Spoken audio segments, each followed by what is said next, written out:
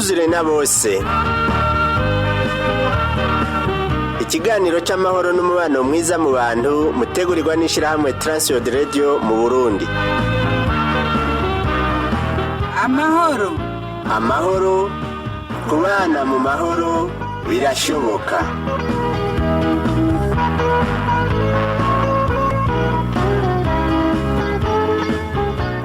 Ndakora mu kijene cy'uti mugenzi muguzana ikiganiro ca twuzure na bose, ikiganiro c'amahoro n'umubano mwiza mu bantu mutegurirwa n'ishamwe Transworld Radio y'u Burundi. Uri kumwe na Rudasimana Kiza ndiko ndagushikiriza bwaturikiwe n'umutumire wacu.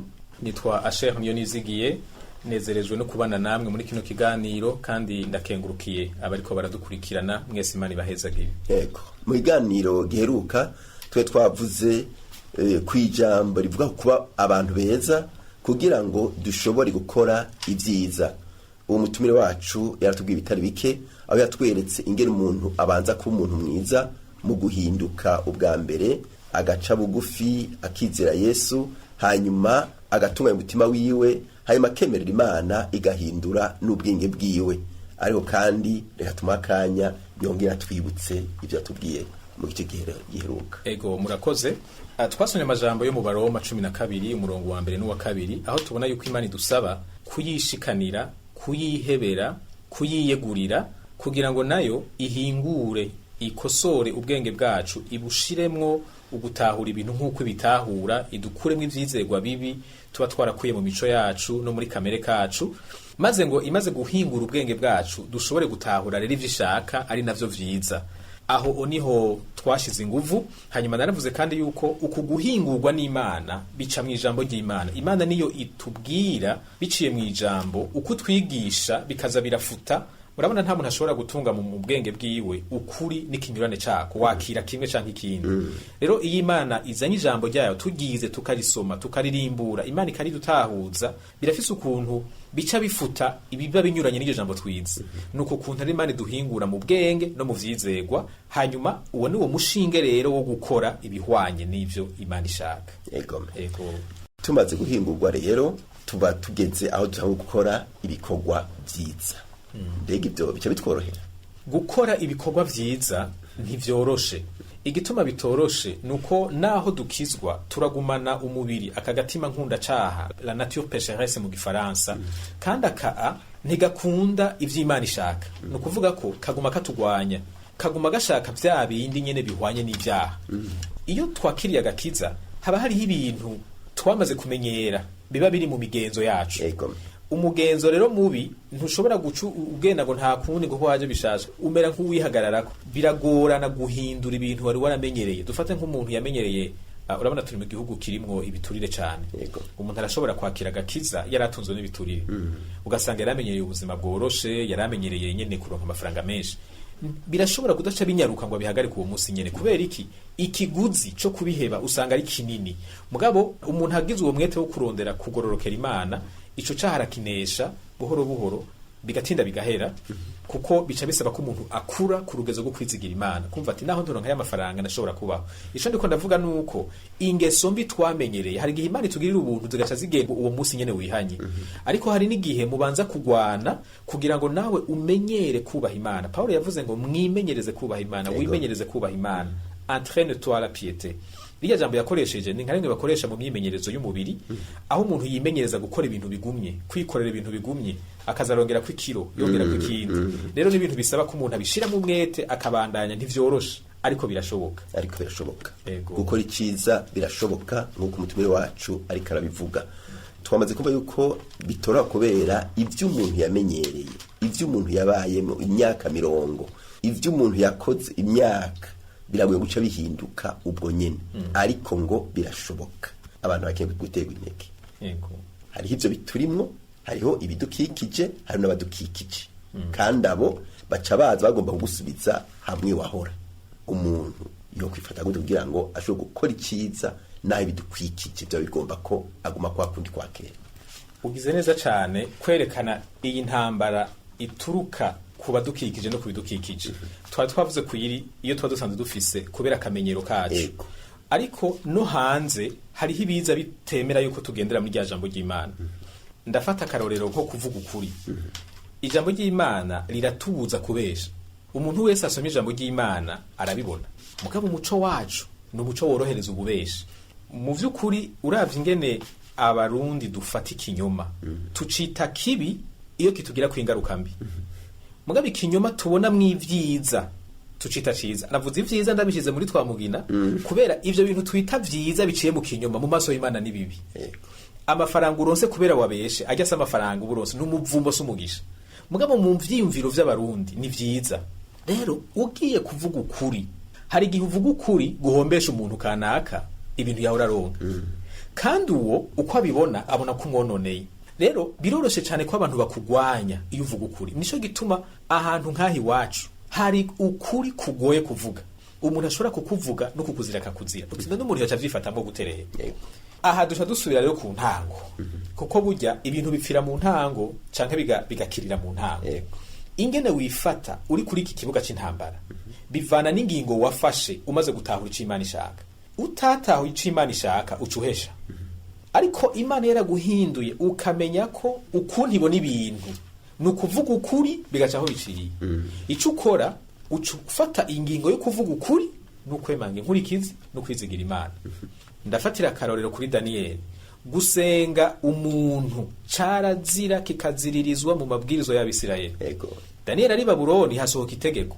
Muri uku kwezi ntimuze mugira indi Mana musenga, muze musenga umwami gusa. Daniel asubiye mu vyo yigishijwe, mu vyo yizeye, ukuntu Imana yakorogoshe ubwenge bwiwe. Aravuga ati aha rero rurafatanye. Ndahemukira Imana kugira nkingira amagara canke ndabumwizigirwa ku Mana bikenewe mpfe. Niko kuvuga ati ahubwo reka nugurure n'amadirisha n'utarazi ko nsenga Imana bimenye. Urumva hariho imyanya umuntu ageramwo agategereza gufata ingingo yo kuba umwizigirwa kuko Imana yamwigishije yamutahuje agaheza akayizigira kubijanye n'inkurikizi. Kuvuga ukuri kuba umuntu yubaha Imana birafise ikiguzi. Nashaka nsabe cyane abakristo muri iki gihugu turamenyereye mu bisanzwe yangorana yo gufata ikinyoma nk'ikintu ciza iyo kitujana mu vyiza twipfuza. Hari ukuntu tugomba no kuyizera no mu vy'Imana. Ukamenga n'ivy'Imana bihari kubw'inyungu zacu. Ukamenga ntibikenewe ko jewe ntanga ikiguzi kuko ndi umuntu w'Imana. Kuba ndi umuntu w'Imana bitegerezwa kwama binzanira ivyiza gusa. Uko kubona ibintu gutyo siko. Byo si ijambo ry'Imana. Kuba umuntu yubaha Imana birafise ikiguzi iyo uri mw'isi Satani akoreramwo, iyo uri mw'isi irimwo abantu batubaha Imana. Kuvuga ukuri ntibizokwama bituma dukomerwa amashi, twemegwa. Hari igihe bizodukwegera ingorane. Nico gituma rero tukiri hahandi umuntu arahitamo akavuga ati Mana ibi bintu nyigishije ndiyemeje kubigendera ntaravye inkurikizi zavyo. Ibisigaye uzomenya ingene unzigama, uzomenya ingene unkingira. Utankingiye uzunyakire nzoca ntaha. Mugabo nziziki nziza kugendera mu bugororozi. Mwibuka ijambo Yesu yavuze ngo hahigwa abahamwa kubwo kugororoka. Iyo utinye guhamwa ntushobora kugororokera Imana. Uragera ahantu ugakwepa kubera udashaka kuriha ikiguzi cyo kugororoka. Erega ntiturashika mu ijuru, turacari mw'isi. Kandi tukiri muri iyi si ubugororotsi buzokama bufise ikiguzi. Rero subiye kuri ca kibazo biradusaba kumenya ico Imana ishaka no kwiyemeza kugikora, hanyuma tukagikora, ibisigaye tukagikorana ubwenge. Sinduko ndavuga ngo twiteme mu muriro tuwubona, tubikorana ubwenge muga ntitureke kubikora kubera inkurikizi. Dukora ico Imana ishaka, ibisigaye Imana izomenya ingene tuzigama. Nitashaka kutuzigama no kuvuga ko izoba yiteguye kutwakira. Kandi gutaha burya naho rimwe na rimwe tubikwepa. Umenga Paulo yavuze ngo nivyo vyiza kurusha kuguma hano. Kandi iyo byaje ntaho bikwepera. Ntahuja. Urataha tu.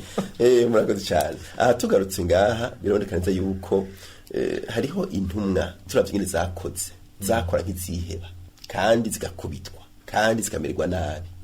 Mugabo bamwe bagashima ivyo bakora abandi bakabigaya. Nijaje bavuga yuko abantu batazokomerwa amashi na bose unuko bavuze ivyiza cyane bakoze ivyiza.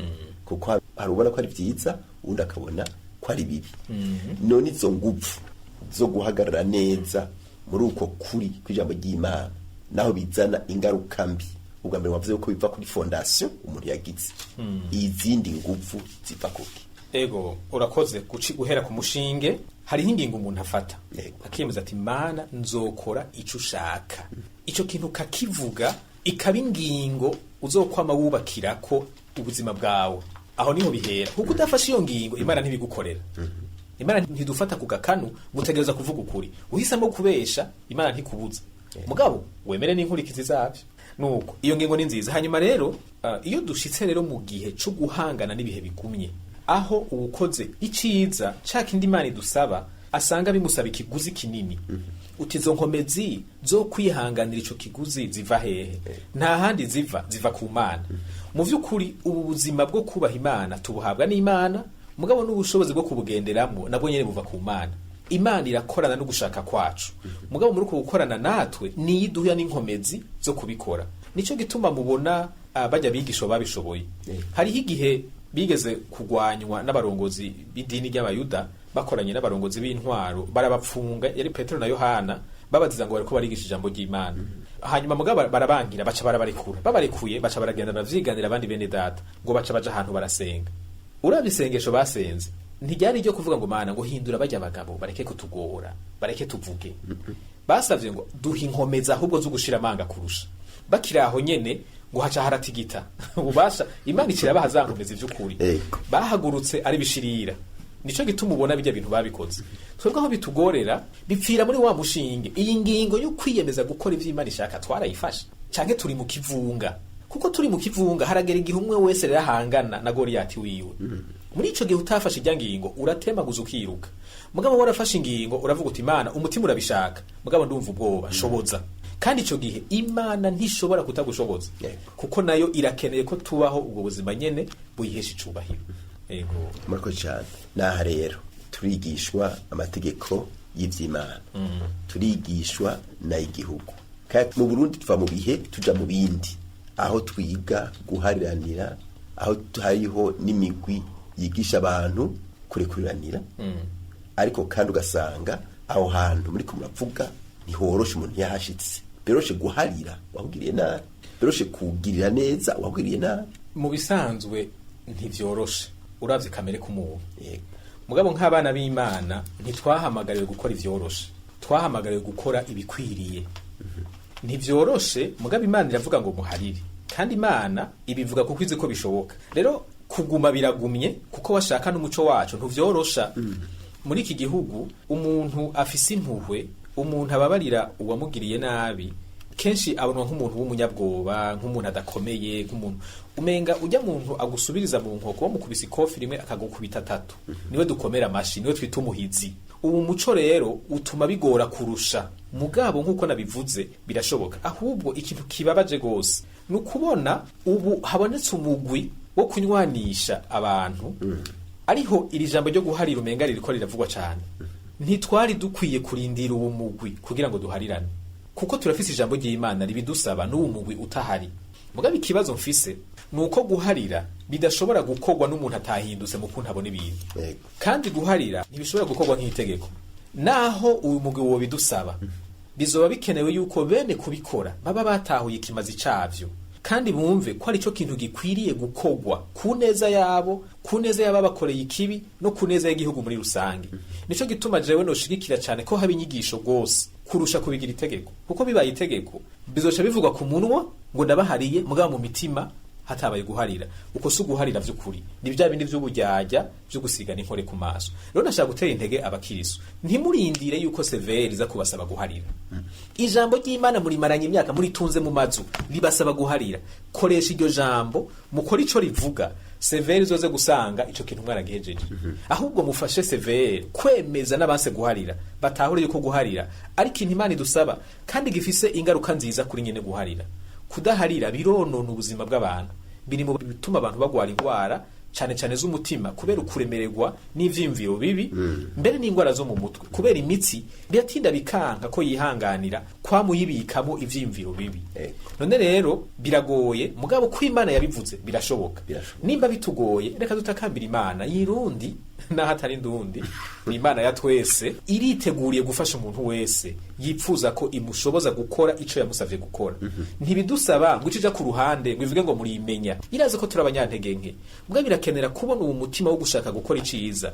Hanyuma bitugoye na irazi ingene idufasha, kuko nabajya bigishwa bari abantu nkatwe, bijya bakoreshejwe suko bakorotse bava mu ijuru, nuko berekanye umutima wo gushaka gukora ico Imana ibashaka ko, hanyuma bibagoye bakayisaba ngo ibashoboze, kandi yarabashoboje natwe izodushoboza nitwayisabana umutima ubikunze. yego mu vyerekeye guharira muravuze yuko bigira ikimazi nyene vyo bikagira ikimazi uwakoze ikibi bikagira n'ikimazi igihugu. Kuri nyenewe kuri jewe kumbure mpariye mwamaze kukivugako kuwa nkoreye ikibi nawe bimugirira iciza kirimo n'iki. Uravye ivyo abahinga mu nyifato z'abantu abapsikologe bavuga ukaraba n'ivyo ijambo ry'Imana rivuga usanga mu vy'ukuri igihe Imana yari mu muntu ntiyaba yari yamuremye ngo azobe umuntu asesa amaraso akorera ikiba abandi. Iyo siyo ntumbero Imana yari ifise. Nico gituma ubikoze amera nka telefone utaye mu mazi. Telefone ntiyakozwe ngo ikorere mu mazi. Uyitaye mu mazi irononekara. Kubera Imana itaturemeye kuba inkozi z'ikibi. Iyo ubaye inkozi y'ikibi ntivyijana. Kurya uwakorewe ikibi biremera umubiri wiwe. Niko nujya akora ikibi nawe nyene bimwonona. Kandi aha abantu benshi barahihenda. Abantu benshi bakunda kubona uwakorewe ikibi gusa ko ari wakwiye gufashwa. Mugabo burya n'inkozi y'ikibi aragira uruhagarara rwiwe. Muribuka Kayini yishe Abeli, Imana yaciye imuvuma. Hajya hariho umuvumo ukurikira inkozi z'ikibi. Naho tutawubonesha amaso bobo barazi uruhagarara babamwo. Barazi indoto mbi bagira. Barazi babonye ukomoka mu muryango bakoreye ikibi. Barazi biba muri bo. Hariho abantu adashobora guhura n'uwundi. Agize Imana akamubona kiri kure, uribaza kubaho ubuzima nk'ubwo udashobora kwemanga. Hariho abantu abana bababajije mbega papa ibi bintu bavuga n'ibiki.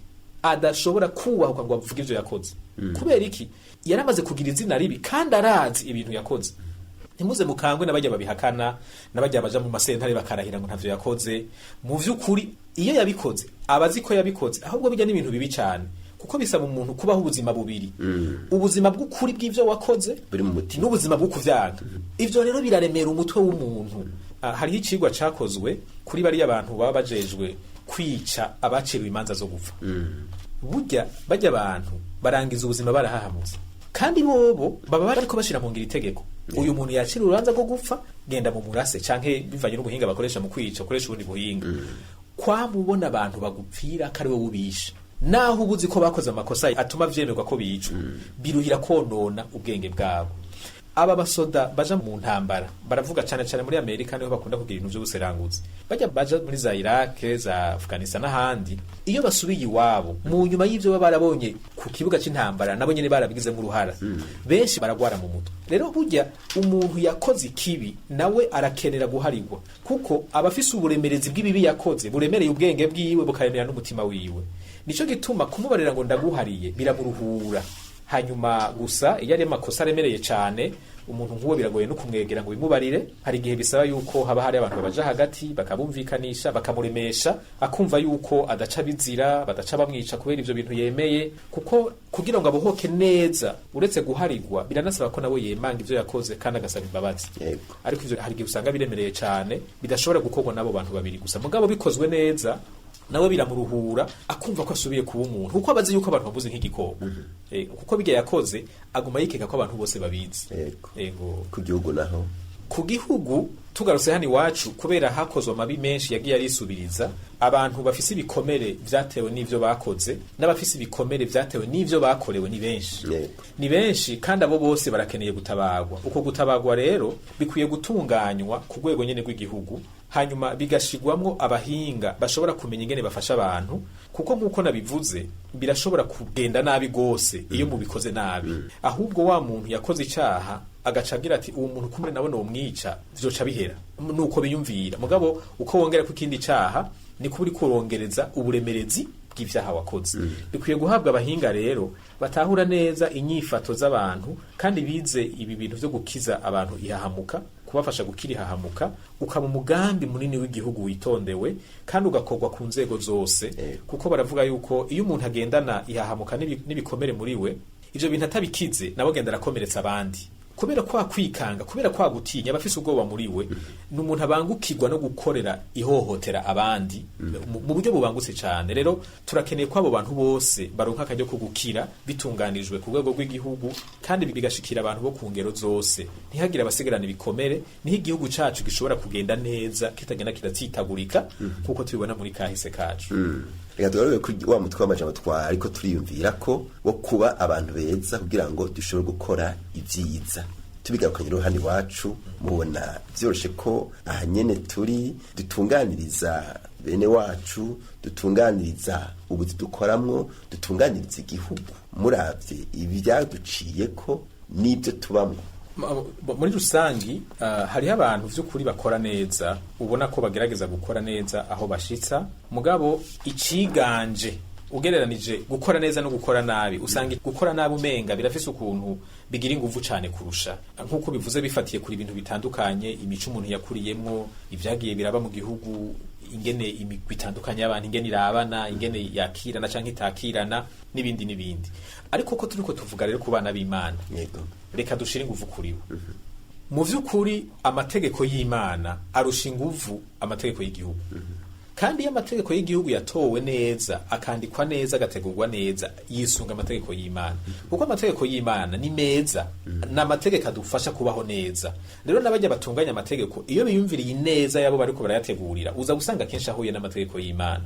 Rero ndashaka gusaba abakristo bo muri kino gihugu, naho abandi batuba bariko barakora iciza, twebwe nta burenganzira dufise bwo kudakora iciza. Mugabo kugira dukora iciza neza vy'ukuri bizodusaba kubanza guhinduka. Kuko bajya abantu bakora ikibi harimwo ibibarimwo bituma bakora kurya. Ntushobora gukora ibinyuranye na bijya bakora nimba ivyo bibarimwo nawe arivyo bikurimwo. Nimba ivyo bizera arivyo wizera. Nimba ivyo bitukuri arivyo witukuri. Nimba ivyo baha agaciro arivyo ha agaciro. Bijya bakora nivyo nawe uzokora. Urashobora kugerageza kwiyumanganya ugakora ivyiza wigana kubera kumburuze ko ari vyo abantu bakwitezeko. Mugabo ibi bintu vyo kwigana ntibirama. Ni nka bimwe Yesu yavuga vyo gusiga imva ukayisiga inyuma, mugabo imbere hari amagufa. Bitewe bitebuke umunuko w'amagufa uzotinda umene ico giho muri kurasiga, abantu bamenye neza ikikurimwo. Imana yarategekanije ingene duhinduka abantu beza. Nuko tuyiyegurira, tukiga ijambo ryayo, tukayireka ikaduhingura biciye mu ijambo ryayo. Maze uko tutahura ijambo tukamenya n'ico Imana ishaka. Hanyuma tumenye ico Imana ishaka, duce duhaguruka tugire gute tugikore. Tutaravye ngo nico kigezweho, ngo nico gikundwa, ngo nico gituma twemegwa. Intumbero yacu si ukwemegwa, intumbero yacu no gukora ico Imana ishaka. Rero nahavyugari no guhinduka muri twebwe no gukora ivyo bintu Imana yadutahuje ko ari ishaka. Ndabona muri kino gihugu vy'ukuri hariho imico mibi itari mike, kandi iyo abatwihaye Imana ngo iduhingure iyi mico yozimangana. Kuko abakirisi mu Burundi ni benshi. Hamwe twese twohitamwo kubivuga kuri, tukaba abantu batarenganya. Iyo umuntu akwituye ahariho ibikorwa ujejwe, ukabimukorera neza kandi mu mwanya mwiza, twese tukabikora, igihugu cohinduka. Ikivyonona nuko duca twigana ivyo tubona kubo turiko turakorana, kandi twebwe dufise ikindi kintu kitugera kumbure bo badafise. Ntiturongorwa n'ivyo tubona, turongorwa na mpwemu yera yashizwe muri twebwe twisunze ijambo ry'Imana. Ego hari ijambo kivuga ngo muri umuco w'isi kandi muri umunyu w'isi. Bisigura ko isi canke abatizera bari bakwiye gukura akarorero kubizera. Ariko harusanga atariko biri nkuko tubisabwa. Koko bwiki ayo majambo abiri, umunyu n'umuco, ni imvugo nziza cyane ikidufasha gutahura cya kintu cyo guhinduka. Kugira ngo umunyu urunge indya, bisaba yuko uba ufise akanovera gatandukanye n'akizonge. Kujya kuntu umunyu urabona uburigase kada kantu wumva, kada kantu gaturuka kubiwugize. Abize ivyashimi barazi ibyo bita element chimique abarimwo. Nukuvuga umunyu ugigwa umunyu nibiwugize. Bijya bituma usosa biba birisanzwe biri muri wo. Natwe rero ntidushobora kubera umunyu isi nimba bitugize nibigize isi. Ahandi ko ndavuga vya vyizegwa bimwe twitukuri bya bindi bituma twifata gucanke kuri nimba ivyo bintu biturimwo ari byo biri no muri bo. Ntidushobora kubera umuco isi nimba natwe mu bitugize uko tumeze mu vyo twizera ariko nabisi bameze. No kuvuga birasaba ko tubanza tugatandukana mu kuntu tumeze, tutandukane nabo, hanyuma rero tubone kubaha uwo muco, tubone kubaha uwo munyu. None rero nubu tugaruka hahandi, mu vy'ukuri ni biki biganje ubuzima bwacu? Ni ijambo ry'Imana na kamere kacu canke n'imico yacu y'abarundi? Nimba ari ijambo ry'Imana biroroshe ko babona ubudasa, mugabo nimba ari imico y'abarundi tuganje ku buryo dukora ico imico ivuga n'igihe kinyuranye n'ijambo ry'Imana, aho nta munyu tuzoba, nta muco tuzoba, tuzosa nabo biba ibintu vy'ibinyankaragata gusa atagishobora gufasha ikindi. Nico gituma dukwiye kugira ishaka ryo kurondera Imana ngo idufashe guhinduka mu vyizerwa vyacu. Ndashobora gutanga akarorero gatoya hano. Abarundi benshi ntibatandukanya urubibe hagati y'ikintu cabo n'ikitari cabo, ntiruboneka neza. Ikintu umuntu ataye biroroshe ko Burundi aca cita iciwe. Ntiwagikoreye, ntawakiguhaye, aho kurondera uwagitaye, aho gucunyegeza. Ivyo biri mu mico yacu. Ba bantu bibi nka kera bagenda barigamba ngo nasanze ngo beneze ngo umenga ntibazibabaye. Kuba tazibabaye ntibituma zibizi wawe. Naho usanga yazitaye ngaho ku gahinga, kirazira gutwara ibintu bitari ivyawe. Iyo ni ijambo ry'Imana. Rero turakwiye kwiga cyane ijambo kugira ngo ridukuremo ibi vyizerwa bipfuye, imico yadushizemo bituma tugira inyifato zisa n'iz'abapagani. Birababaje cyane kubona ushobora gutakaza telefone mu rusengero, ugarutse mu nyuma y'iminota 15 ukayibura.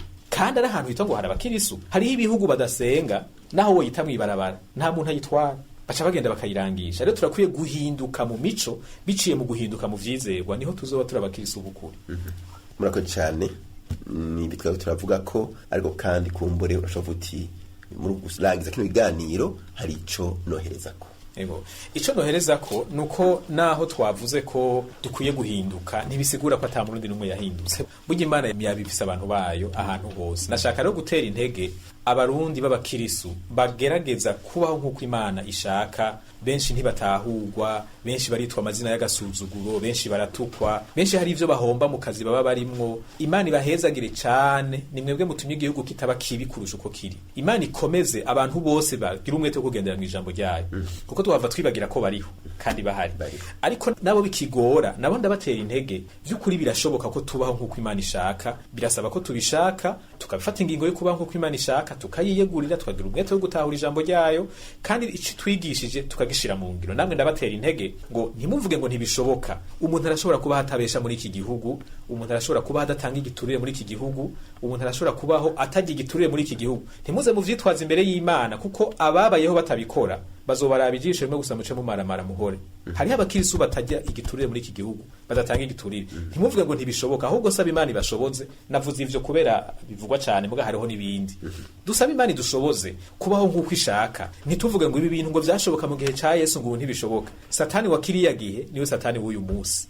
Kandi ibi bituvuga ngo vyari vyoroshe kiriya gihe. Hariho igihe usanga ariho vyari bigumye. Ntibivana nuko vyose canke bigumye, bivana n'uburemerezi twabihaye mu mitima yacu n'ingene twiyemeje kubaho nk'uko Imana ishaka. Reka rero dukomeze umutima wo kubaha Imana, ibisigaye Imana izoduha inkomezi zo kubaho nk'uko ishaka. Murakoze cyane.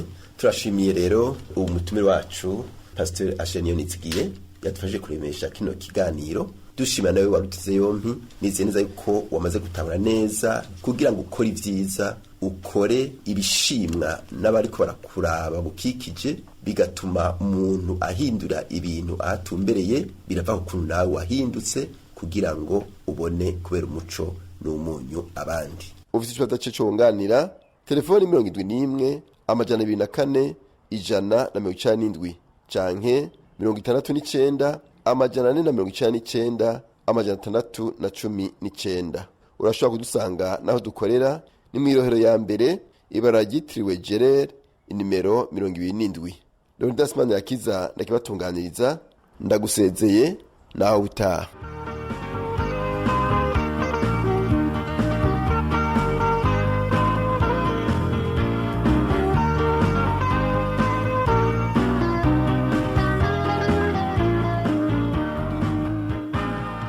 Ico cyari kiganiro twuzure na bose mushikirizwa n'ishirahamwe Transworld Radio mu Burundi. Niba bugomba kutubaza canke kutwunganira, twandikira uti